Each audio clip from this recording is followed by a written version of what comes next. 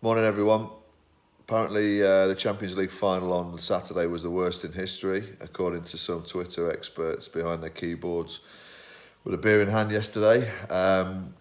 It certainly wasn't the game that everyone had hoped it would be in terms of excitement and drama, quite even quality of football in possession, the creation of chances, all that kind of stuff.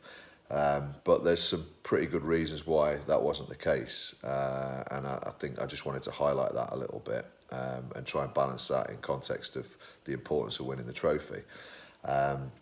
When you play a long season, 50 plus games, particularly Champions League, two-legged affairs, last 16, quarter-finals, semi-finals, and you have the kind of epic games that both teams had in those semi-finals, then if you have a 3-week break when the season finishes, and you then have to get yourself prepared and up for an isolated game 3 weeks later, it's very, very difficult to maintain the levels of physical stimulation and mental stimulation to get back up to the levels you were at when you were in that period of flow, that period of momentum towards the semi-finals period. And so I'm sure that the coaching staff at both clubs were very mindful of that and tried to get the balance right between rest after a long season and enough stimulation physically and mentally to get the players in the right frame of mind and right physical condition to go and attack it on Saturday night. But the reality was it was clear all of the players were probably a little bit lower than their peak levels in terms of physical output, in terms of dynamism, in terms of reaction speed, in terms of coordination of everything that they did as a team. I think that's probably compounded a little bit by the fact that Harry Kane was playing up top for Tottenham, who plays back to goal. He was probably 75-80% fit, I guess, maybe a little bit more. Pochettino thought it was worth the gamble, and he's a great player, can get you a goal out of nothing, so completely understand that. But when you put all those factors out, and the fact that there was so much pressure on both managers to try and win a trophy, I think it was, it's fairly kind of sensible to reflect on it and think, well, perhaps there was good reason for it. I thought Liverpool were so controlled. They were I thought fortunate maybe to get the penalty. Everyone seems to be split. I can't see anyone. I can't see like a really clear kind of consensus coming out. There seems to be people who believe it was a penalty and people who believe it wasn't. It looked harsh to me. Looked harsh again on the replay. But whatever. That gave Liverpool the platform to be able to go and control the game from that point onwards. They didn't need to gamble. They didn't need to go gung-ho and try and score. They were able to kind of control the game by playing a slightly lower block, and their defensive unit was fantastic. I mean, every time Tottenham looked to switch into wide areas, I thought the fullbacks led by going and pressing the ball in wide areas quickly, and the whole defensive unit shifted and slid across to that side of the pitch, or the side of the pitch the ball had been played to. And time and again, the defensive unit looked solid, but then when players were put under pressure, particularly in the second half when Tottenham had pressure, the likes of Van Dijk and Trent Alexander-Arnold and Andrew Robertson were so responsible in their 1v1 situations that if they could win it, they won it early doors. If they couldn't win it immediately, they made sure that they didn't get beaten in behind. They were patient and they waited for either a bad touch or an opportunity to go and nick it. And the quality of defending, the blocking in the penalty area, the distance between the defender and the ball, the body shape, the way that they lined up and kind of cut off critical channels for Tottenham to attack. I thought it was just an absolute masterclass in defending. They probably have three of the best, or three of their defensive four are the best in their position in the world, in my opinion, at the moment. I don't think you'll find better fullbacks than what they've got, and I don't think you'll find a better centre-half than Virgil van Dijk in world football at the moment. And then, obviously, to add to that already incredibly strong defensive lineup, Becker probably had his best game for Liverpool, and certainly brought confidence and calmness when they were under pressure, and Tottenham had a good spell on probably 65, 70, 75 minutes.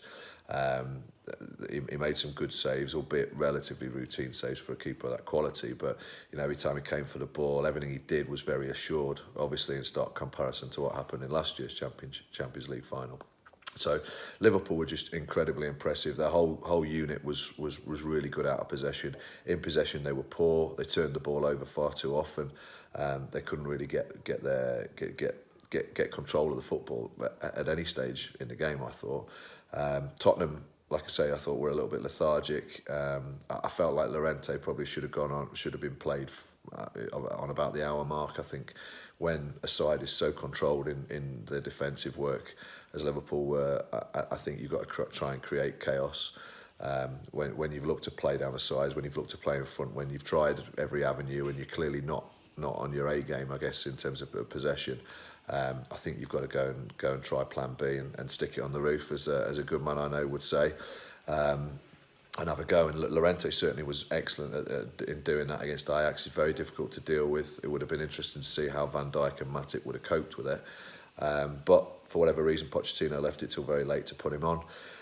And despite the fact they had a good spell, I thought Liverpool were always comfortable. I think the other thing I would like to point out to anyone, to coaches, to players out there, is that Divock Origi once again had not a huge amount to do when he came on, but when he was given an opportunity in a critical moment in the biggest game in world football, he executed incredibly well. I mean, he took his chance, and if you break that down and you watch it slowly, the way he adjusts his body, the way he opens out, and the way he takes that, with minimal movement, minimal.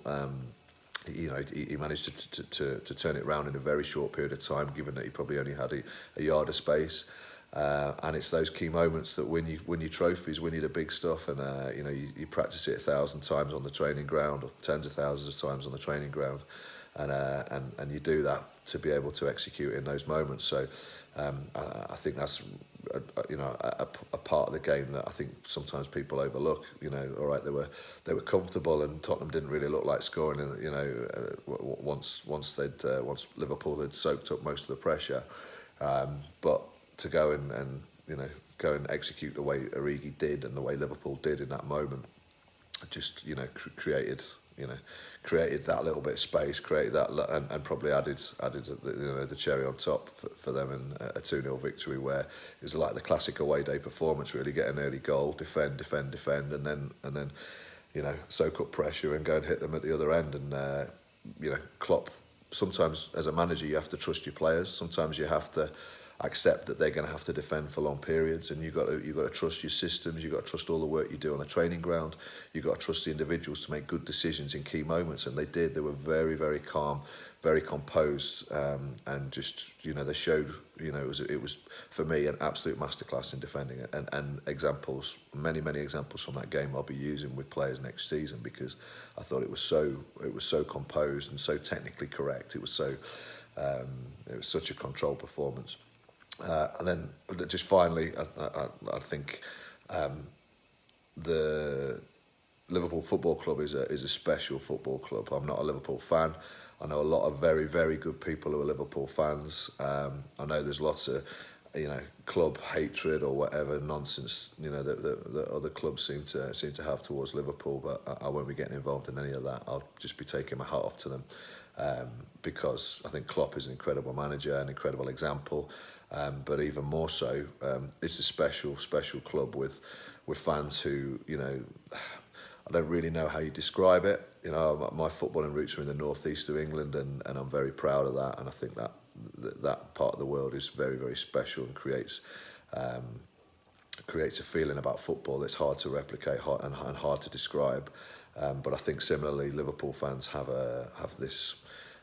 It's almost like a church, Anfield, I guess, and what they did and the way they conducted themselves in Madrid, the way they celebrated, the way they come together, and the sheer passion and what it means to the people is really, really clear.